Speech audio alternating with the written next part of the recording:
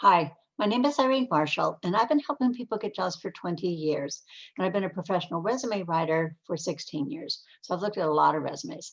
I know there's conversation and different ideas about how long a resume should be. Should be one page. A lot of people think that that shouldn't be any longer than that. 2 pages, 3 pages. So as a writer, how do I decide that? How do I decide what I think it's going to be? So I really use two primary reasons why. The first is the resume has to properly convey your value. It should not understate you. It should not overstate you. There's a band in there where this properly conveys your value and what do you have to offer a new employer.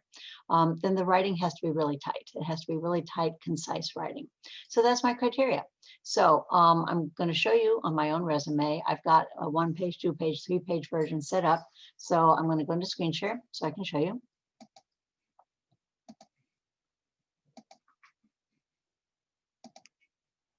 Okay, my 2 page resume is written very traditionally. These are my certifications. This is information, just general narrative about me. I've highlighted the fact that I've written more than 2,000 documents. These are the services I provide. And this is, information about the work I've done since 2003. And then, shows I used to be a recruiter. So there's room up here. Early career, I used to be an accountant. I used to be in sales. So I didn't start out as a resume writer. And then my husband and I've owned several businesses, and then, come down to education and affiliations. So when you take all this together, there's a lot of information here about, what do I do now?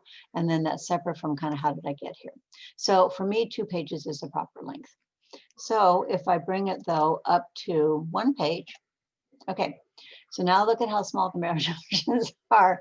That doesn't leave very much white space.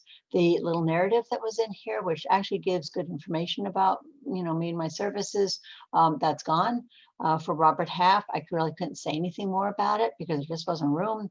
My affiliations are gone. So it just looks very crowded and some of the information is missing. So this one understates me. So then if I look at the third one, okay, this one is the 3 page one. Okay, I made the font bigger. I made the margins wider. I just kind of like spread this out. But then what happens is on the first page, I don't have anything to say on the second page. So this looks unbalanced. Second page is not too bad.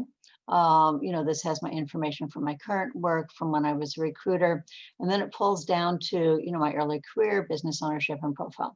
The thing is, there's no reason for me to have the 3 pages that isn't adding additional information. I have plenty of room on the 2 pages. So this is just expanding it out.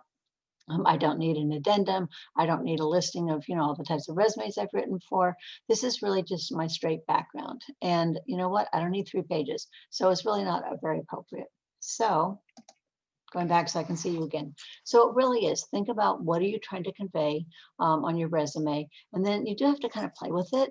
But there's a discipline in terms of, are you writing 1 page, 2 pages, or 3 pages? And there has to be a reason why. So as I know a lot about resumes, I've been a writer since 2003.